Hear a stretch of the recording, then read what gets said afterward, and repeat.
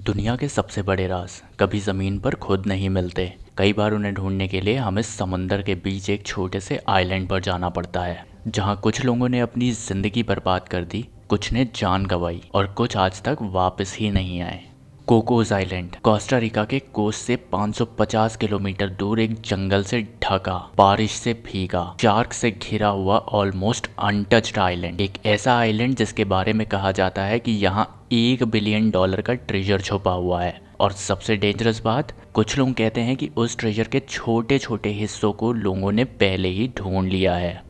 ये कहानी है ट्रेजर ऑफ लीमा की, एक ऐसे खजाने की जिसकी चोरी होने से एक एम्पायर हिला और जिसे ढूंढने के लिए 300 से ज्यादा एक्सपीडिशंस गईं, लेकिन आज तक एक भी कंफर्म एविडेंस नहीं मिला, या शायद मिला हो पर दुनिया को बताया नहीं गया। चैप्टर 1।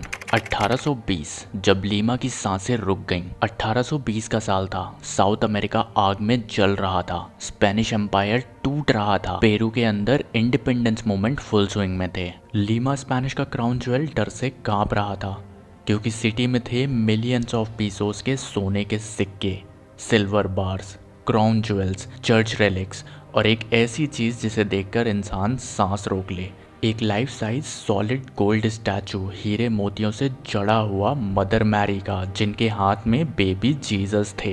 रियल हिस्टोरियंस के हिसाब से अगर ये सच में एग्जिस्ट करती थी तो इसकी वैल्यू आज के 300 से 400 करोड़ रुपए बताई जाती है। स्पेनिश सलाहकार ने डिसाइड किया कि इस खजाने को यहाँ रखना सुसाइड होगा, इसे एक सेफ जगह भेजना पड़ेगा, मैक्सिको या स्पेन। और यहीं से शुरू होता है इस कहानी का सबसे डार्क टर्न।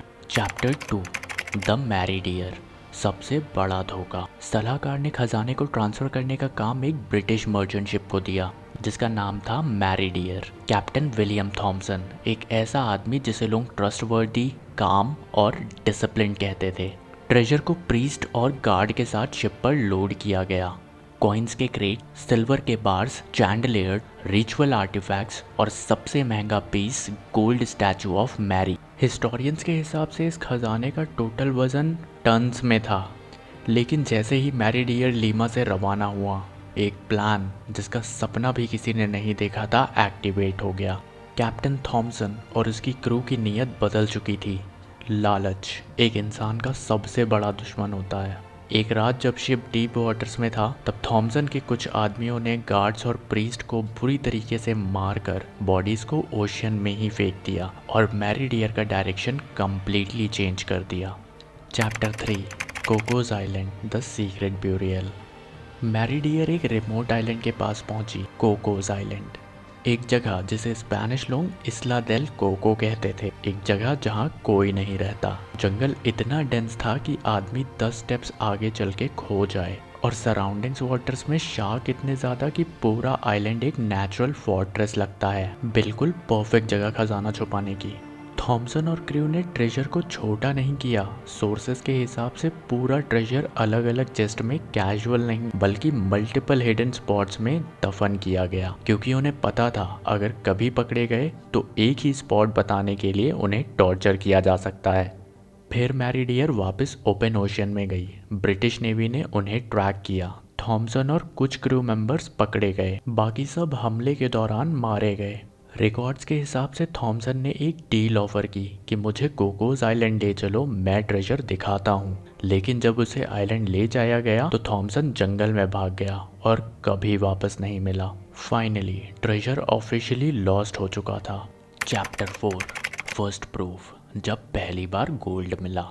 अब सवाल ये उठता है, क्या ये सिर्फ कहानी है या कोई रियल एविडेंस मिला है? और जवाब है हाँ, एक छोटा पर इम्पोर्टेंट क्लू। जॉन कीटिंग, 1840 में कीटिंग कोकोस आइलैंड पर गया।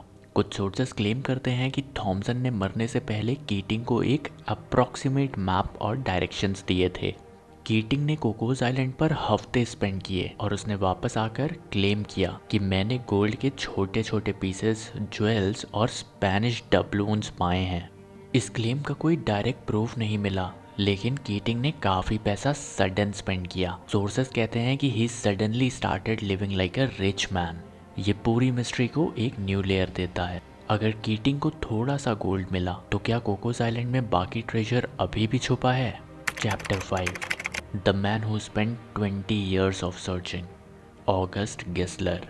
1889 में एक German treasure hunter August Gissler Cocos Island पर परमानेंटली शिफ्ट हो गया। हाँ, आप सही सुन रहे हैं, परमानेंटली शिफ्ट हो गया। उसने कोस्टा रिकन गवर्नमेंट से परमिशन ली, वहाँ कॉलोनी बनाई, घर बनाया, क्रॉप्स उगाई, लोग बसाए, सिर्फ एक गोल के लिए, ट्रेजर ऑफ लीमा। गिजलर ने पूरी जिंदगी आइलैंड के जंगल में टनल्स बनाते हुए स्पेंड की, सदियों तक, और रिजल्ट ऑफिशियली रिपोर्टेड सिर्फ 6 स्पेनिश गोल्ड कॉइन्स, सिर्फ 6।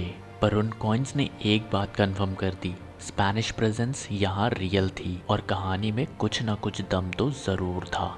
चैप्टर 6, क्यों 300 से ज़्यादा एक्सपीडिशंस फेल हो गए। कोकोस आइलैंड दुनिया का सबसे ज़्यादा ट्रेजर हंटेड आइलैंड है। 300 से ज़्यादा डॉक्यूमेंटेड एक्सपीडिशंस हो चुकी हैं, फिर भी ट्रेजर नहीं मिला। क्यों?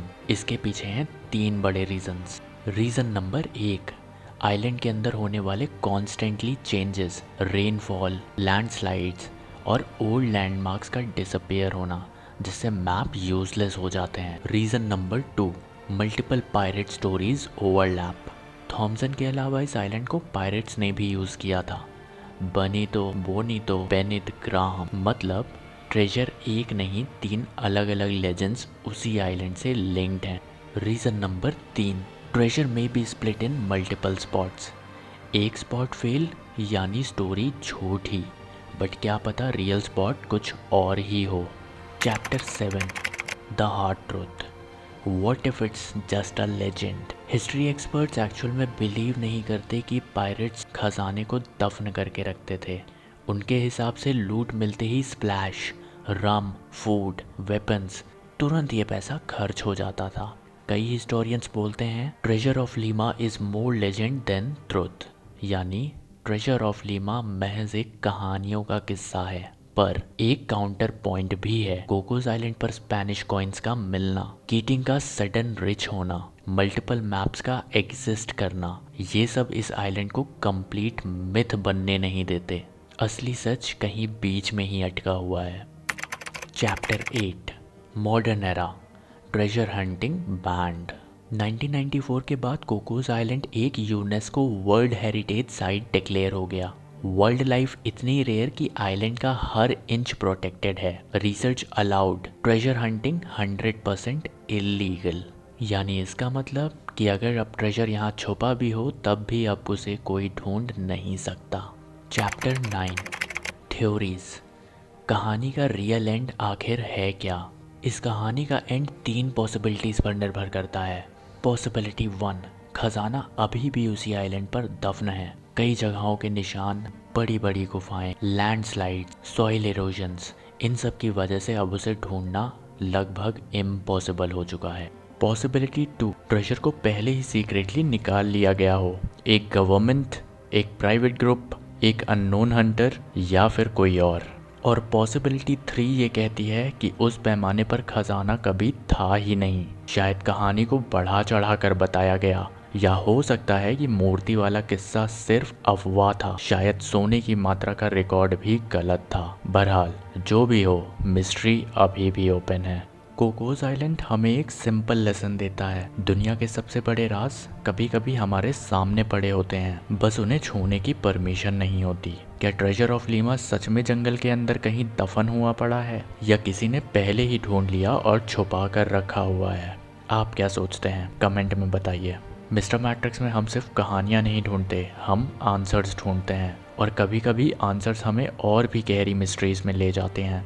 Please wait. अगर आपने वीडियो को यहाँ तक देख लिया है तो प्लीज़ वीडियो को लाइक करके अपना प्यार ज़रूर छोड़ें और मिस्टर मैट्रिक्स को सब्सक्राइब करें, ताकि मैं ऐसा ही अमेजिंग कंटेंट आप तक पहुँचाता रहूँ।